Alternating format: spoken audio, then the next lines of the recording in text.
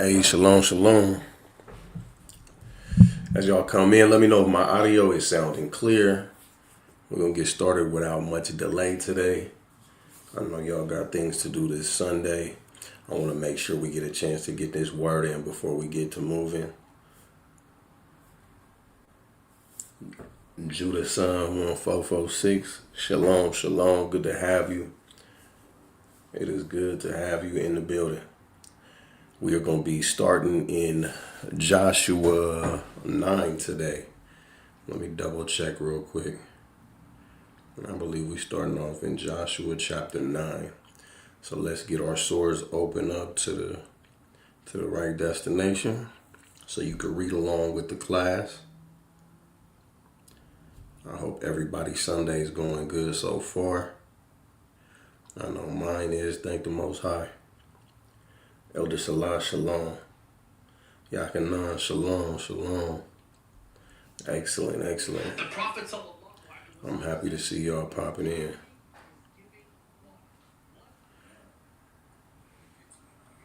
Get the link shared.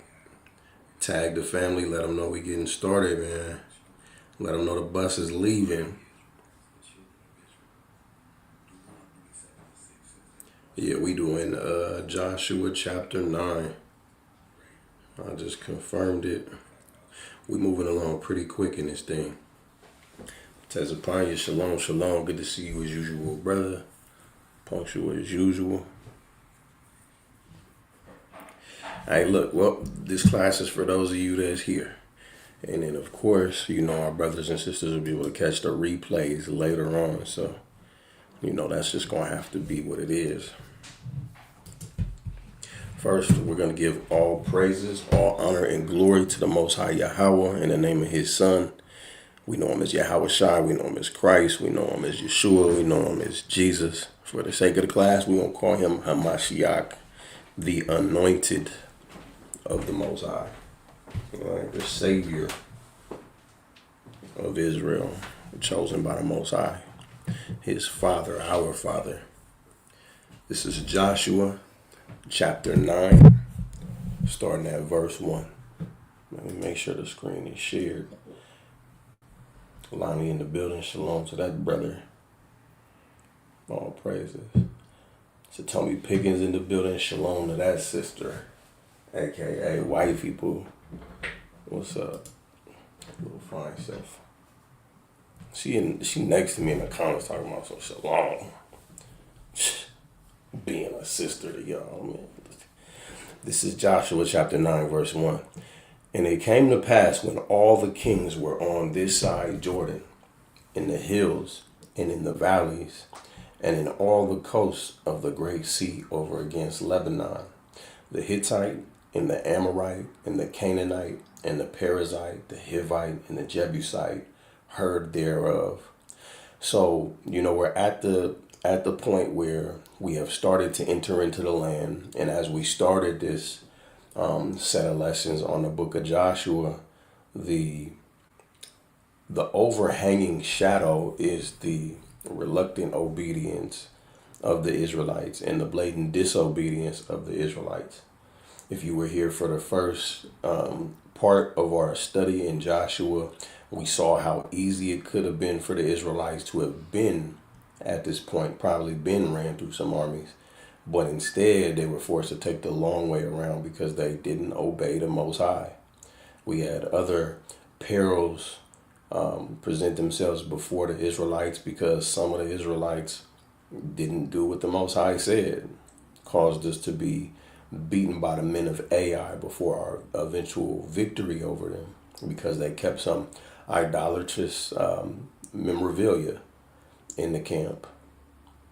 So now that leaves us here. We've beaten the men of Ai. We've overcome those turmoils.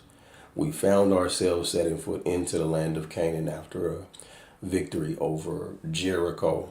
And so now here we stand, verse 2, that they gathered themselves together to fight with Joshua and all Israel. Now it's us against everybody, with one accord.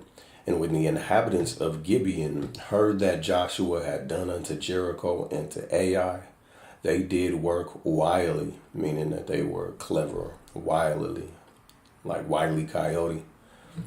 It says, and went and made as if they had been ambassadors, and took old sacks upon their asses, and wine bottles, old and rent and bound up. So these guys know that the Israelites are coming up against them in particular, so they're pretending to be from another nation, and they're pretending that they came from a far journey so that they can basically sneak amongst the Israelites. It says, with worn out patched sandals on their feet and worn out clothes, and all their provisions were dry and crumbly. So they brought themselves some old food. It says, and they went to Joshua in the camp at Gilgal and said to him and to the men of Israel, we have come from a distant country, so now make a covenant with us. But the men of Israel said to the Hivites, perhaps you live among us, then how can we make a covenant with you? They said to Joshua, we are your servants. And Joshua said to them, who are you, and where do you come from? They said to him, from a very distant country your servants have come, because of the men of the Lord your God. For we have heard a report of him and all that he did in Egypt. So the significance of this is this. They know that Israel's not rocking with them as they are. So they have to play this game. We might have touched on this a little bit last week. It says, when the Lord your God shall bring thee into the land whither thou goest to possess it, and has cast out many nations before thee, the Hittites, the Girgashites, the Amorites, and the Canaanites, and the Perizzites, and the Hivites, and the Jebusites, 7 nations, greater and mightier than thou. And when the Lord thy God shall deliver them before thee, thou shalt smite them, and utterly destroy them. Thou shalt make no covenant with them, nor show mercy unto them. Neither shalt thou make marriages with them. Thy daughters thou shalt not give to thy sons, nor his daughter shalt thou take unto thy son. For they will turn away thy son from following me, that they may serve other gods. So will the anger of the Lord be kindled against you, and destroy thee suddenly. But thus shall you deal with them. Ye shall destroy their altars, and break down their images, and cut down their groves, and burn their graven images with fire. For thou art an holy people unto the Lord thy God. I'm going to end with that phrase there. The point is that the people of Canaan know that the Israelites are dealing with them in that manner, and so now it behooves them to fly under the radar and deceive the Israelites so that they can seek some peace amongst them, like the nations that are afar off can get. Maybe we'll touch on that at another time, but the Torah in Deuteronomy 20 tells us, when you come up against these nations that are far away from you, you can bid them peace, and if they choose to make war with you, then you put belt to ass, so to speak, and then they become tributaries unto you. So, these guys would rather have that happen to them than to be utterly wiped out like the Israelites are commanded to do to the people of the land of Canaan. So let's continue. It says, but the men of Israel said to the Hivites, perhaps you live amongst us. Then how can we make a covenant with you? You see, based on what we read in Deuteronomy 7. They said to Joshua, we are your servants. And Joshua said to them, who are you, and where do you come from? They said to him, from a very distant country your servants have come, making it lawful for the Israelites to deal with them. Because of the name of Yahweh your God, we have heard a report from him, and all that he did in Egypt, and all that he did to the 2 kings of the Amorites who were beyond the Jordan, to Sihon the king of Heshbon, and to Og the king of Bashan, who live in Ashtaroth. So our elders and all the inhabitants of our country said to us, take provisions in your hand for the journey, and go to meet them and say to them, we are your servants. Come now, make a covenant with us. Here is your bread, It was still warm when we took it from our houses as our food for the journey on the day that we set out to come to you, but now behold, it is dry and crumbly. These wineskins were new. We filled them, and behold, they have burst. And these garments and sandals of ours are worn out from the very long journey. So the men took some of their provisions, but did not ask counsel of the Lord. And Joshua made peace with them and made a covenant with them to let them live. And the leaders of the congregation swore to them. So this is pretty bad. These people eventually become a thorn in our side. We want to do well. We want to move in peace. And sometimes we do things too hastily. We open our houses up to people that we shouldn't.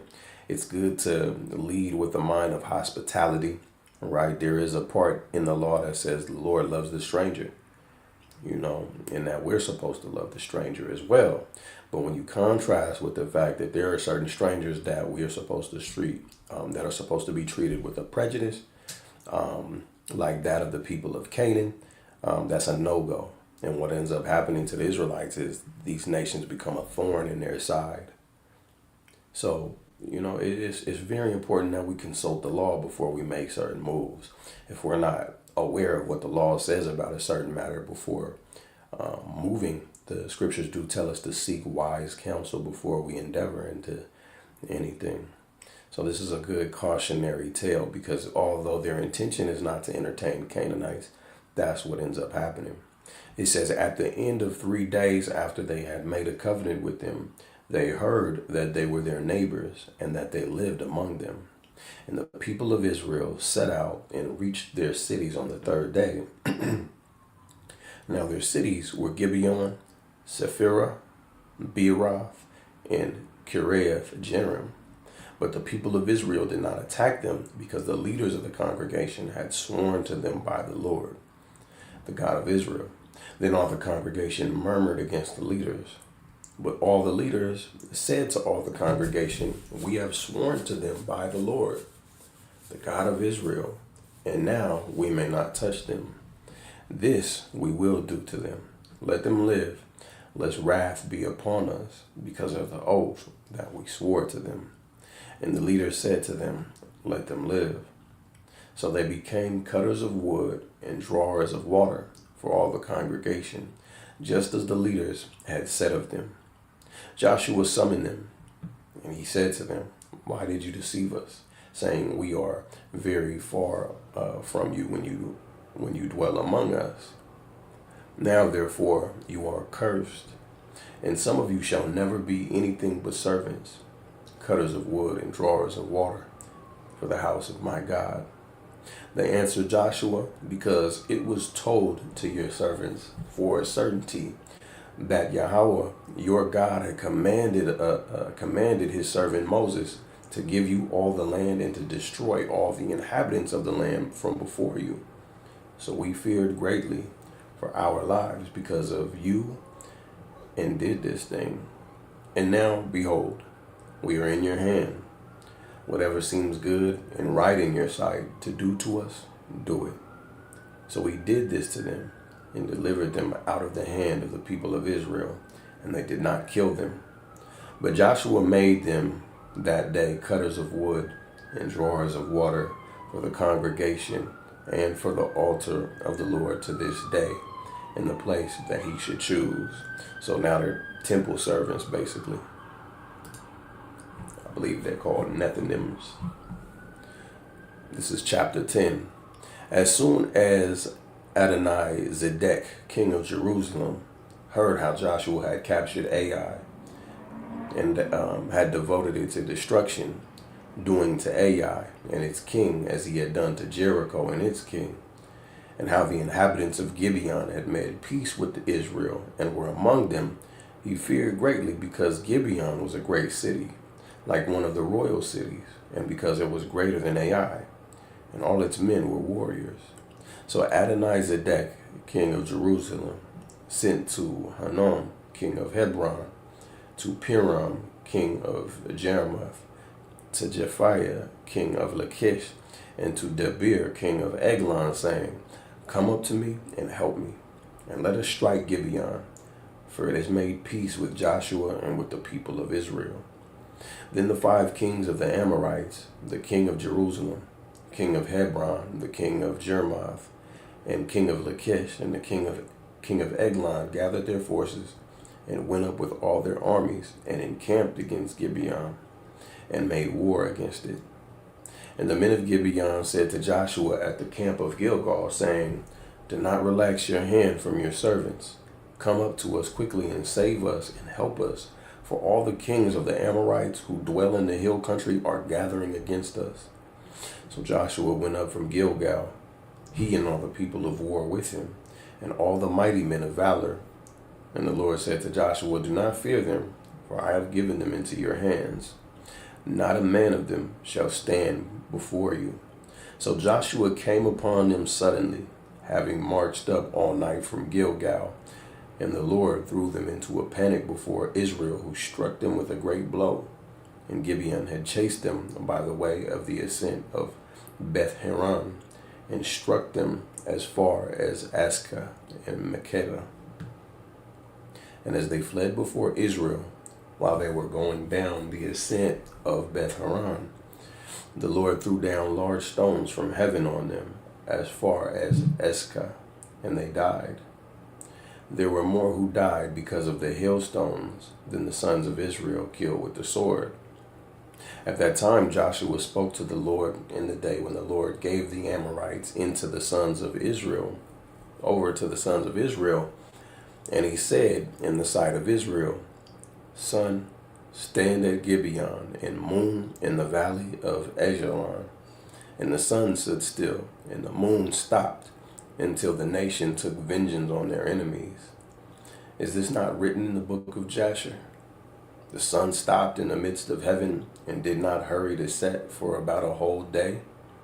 There has been no day like it before or since, when the Lord heeded the voice of a man, for the Lord fought for Israel.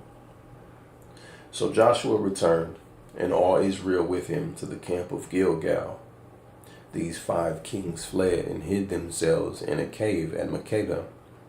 And it was told to Joshua, The 5 kings have been found, hidden in the cave at Makkedah. And Joshua said, Roll large stones against the mouth of the cave, and set men by it to guard them. But do not stay there yourselves. Pursue your enemies. Attack their rear guard. Do not let them enter their cities, for the Lord your God is giving them into your hand. When Joshua and the sons of Israel had finished striking them with a great blow until they were wiped out, and when the remnant that remained of them had entered into their fortified cities, then all the people returned safe to Joshua in the camp at Makkedah. Not a man moved his tongue against any of the people of Israel. Then Joshua said, Open the mouth of the cave and bring those 5 kings out to me from the cave. And they did so, and brought those 5 kings out to him from the cave. And the king of Jerusalem, the king Hebron, the king of Jarmuth, the king of Lachish, and the king of Eglon. And when they brought those kings out to Joshua, Joshua summoned all the men of Israel and said to the chiefs of the men of war who had gone with him, Come near, put your feet on the necks of these kings. Then they came near and put their feet on their necks. And Joshua said to them, Do not be afraid or dismayed. Be strong and courageous, for thus the Lord will do to all your enemies against whom you fight. And afterward Joshua struck them and put them to death, and he hanged them on 5 trees, and they hung on the trees until evening. But at the time of the going down of the sun, Joshua commanded, and they took them down from the trees, and threw them into the cave where they had hidden themselves, and they set large stones against the mouth of the cave, which remain to this very day. As for Makkedah, Joshua captured it on that day and struck it and its king with the edge of the sword. He devoted to destruction every person in it. He left none remaining. And he did to the king of Makkedah as he had done to the king of Jericho. Then Joshua and all Israel with him passed on from Makkedah to Libnah and fought against Libnah. And the Lord gave it also and its king into the hand of Israel, and he struck it with the edge of the sword, and every person in it. He left none remaining, and he did to its king as he had done to the king of Jericho. Then Joshua and all Israel with him passed on from Libnah to Lachish, and laid siege to it, and fought against it. And the Lord gave Lachish unto the hand of Israel, and he captured it on the second day, and struck it with the edge of the sword, and every person in it. And he had done to Libnah. Then Hiram, king of Gezer, came up to help Lachish, and Joshua struck him and his people until he had left none remaining. Then Joshua and all Israel with him passed on from Lachish to Eglon, and they laid siege and fought against it, and they captured it on that day, and struck it with the edge of the sword. And he devoted every person in it to destruction that day, as he had done to Lachish. Then Joshua and all Israel with him from Eglon to Hebron, and they fought against it, and captured it, and struck it with the edge of the sword, and its king, and its towns, and every person in it. He left none remaining, and he had done to Eglon, as he had done to Eglon, and devoted it to destruction, and every person in it. Then Joshua and all Israel with him turned back to Debir, and fought against it, and he captured it with its king, and all its towns, and they struck them with the edge of the sword, and devoted to destruction every person in it. He left none remaining, just as he had done to Hebron, and to Libnah, and its king. So he did to Debir, and to its king. So Joshua struck the whole land, the hill country, and the Negeb, and the lowland, and the slopes, and all their kings. And he left none remaining, but devoted to destruction all that breathed, just as the Lord God of Israel commanded. And Joshua struck them from Kadesh Barnea as far as Gaza, and all the country of Goshen as far as Gibeon.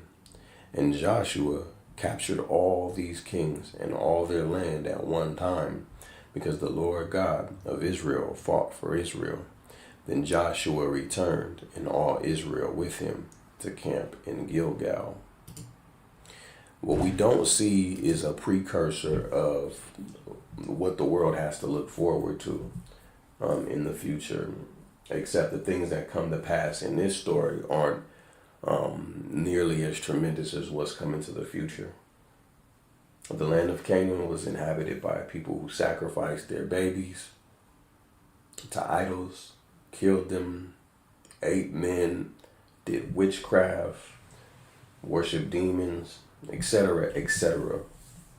In the future, the scriptures say that the Israelites will, in like manner, rid the land of people who do these things, with the Lord at their head, and with Hamashiach leading on his behalf on the earth. And that when this happens, the people who remain, who are hewers of wood, drawers of water, will learn to serve the Most High. And that there won't be any more child sacrifices. And that everyone will learn the ways of the Lord. And everybody will forget about the ways of war. They'll turn their weapons into plowshares and pruning hooks, showing that instead of warfare, we'll all endeavor into agriculture, everlasting peace.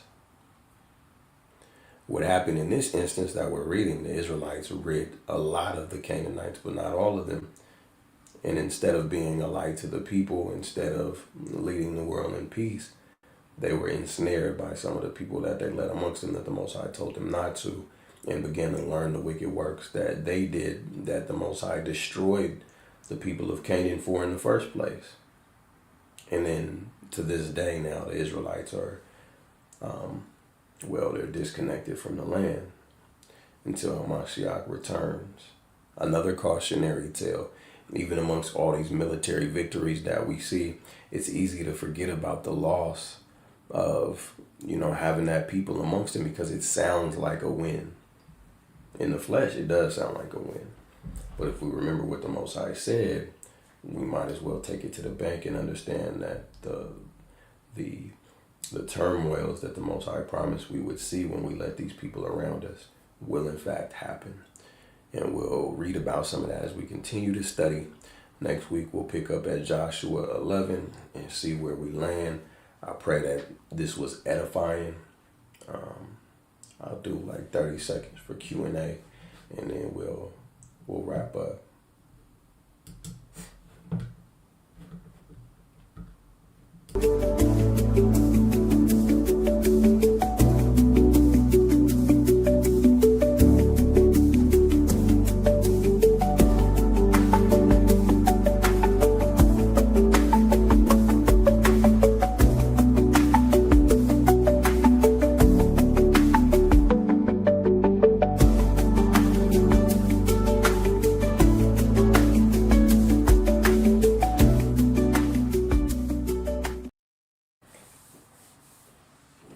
All praise to the Most High. I don't see any questions. It was a blessing to have y'all here with us. I hope you enjoy the rest of your Sunday. I know I most certainly will, Lord permit. With that, we're going to give all praises to the Most High, and shalom.